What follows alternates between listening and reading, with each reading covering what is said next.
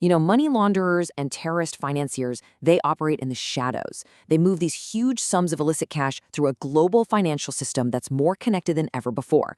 So how in the world do we fight back? Well, we're about to dive into the incredible, often invisible architecture that's been built to protect our entire economy from this constant threat. And that's really the core question, isn't it? I mean, how do you fight an enemy that's just a series of wire transfers, a web of shell companies, and incredibly complex transactions, all designed to hide where the money came from? A traditional response just isn't going to cut it. The challenge is absolutely immense. So the answer is to think about it completely differently. The global community has basically built something like a financial immune system. It's this complex, interconnected network of defenses that's designed to identify, isolate, and neutralize threats before they can poison the entire global economy. Right. And like any good immune system, where does it start? It starts with the skin, the first line of defense. And in this case, that means securing the entry points where dirty money first tries to get into the legitimate financial world. Now, this battle is really fought on two main fronts. On one side, you have the obvious gateways, your banks, your investment firms.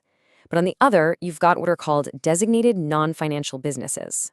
Think casinos, real estate agents, dealers in precious metals. Criminals love to view these as softer targets, so the defenses there have to be just as strong. Okay, so for the financial institutions, the defenses are seriously layered, guided by international standards like the FATF Recommendations. It all starts with really strict licensing, making sure only trustworthy people can even open for business.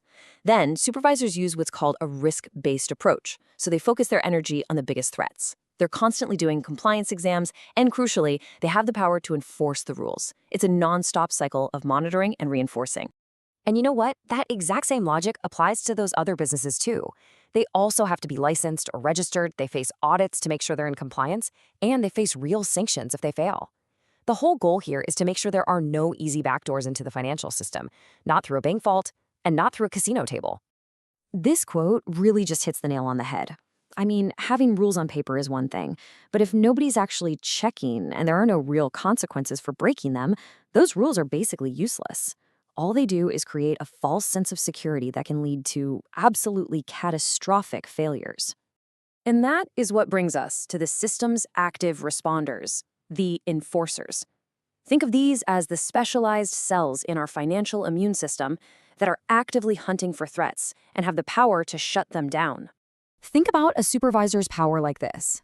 It escalates. First, they have the authority to just walk in and check the books, inspect everything. If they find a problem, they can legally order the institution to fix it.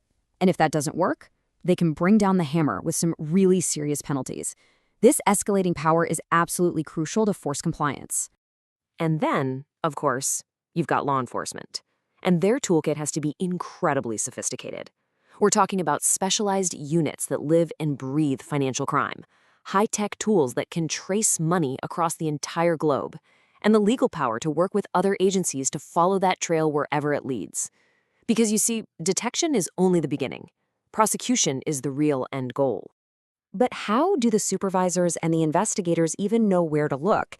That's where the brain of the entire operation comes in, the intelligence nerve center that's responsible for taking in thousands of signals and somehow finding the hidden patterns. Well, this nerve center has a name. It's called the Financial Intelligence Unit, or FIU for short, and every country is required to have one. Think of it as a central hub, where every bank, every casino, every regulated entity sends its reports of suspicious activity. The FIU's job is to make sense of all of that chaos. So let's just walk through a quick example of how this works. A report comes in. A bank flags a series of transactions that just don't feel right. On its own, it might not look like much. But then, another piece of the puzzle drops into their lap. This one's from a casino, maybe clear across the country, involving a totally different person, but with a strangely similar pattern of behavior. And this, right here, this is the magic of the FIU. Neither the bank nor the casino could see the whole picture, but the FIU, with its bird's-eye view, connects those dots. It takes these separate, seemingly random reports and turns them into a single, actionable piece of intelligence that suddenly exposes a massive criminal network. Okay, so we've seen the individual players, the frontline descenders, the enforcers, the intelligence hub. Now let's put it all together and see how they're designed to work in a perfectly coordinated response. So it all starts on the ground floor. A casino employee who's been trained to spot red flags notices a customer making some really unusual, high-value cash transactions. They do their job, they file a suspicious transaction report. The first line of defense has done its job. That signal, that report, zips right over to the FIU, and the analysts there, they immediately see this isn't just an isolated event. They connect it to other seemingly unrelated reports, one from a real estate agent, another from an investment firm, and suddenly a clear pattern of money laundering emerges. Now, the FIU bundles up all this intelligence and sends its package over to law enforcement. So now, armed with a clear map of the network, investigators can use their specialized tools to trace the money as it moves through shell companies and across borders, building a completely airtight case against the entire criminal organization. And that, right there, is the key takeaway. It's not one agency doing all the work or one rule that saves the day. It's the seamless flow of information, from detection to analysis to enforcement. It is a system, an architecture, where every single part is absolutely critical for it to work. Look, this entire global architecture is a truly remarkable achievement, designed to protect the very integrity of our economic system.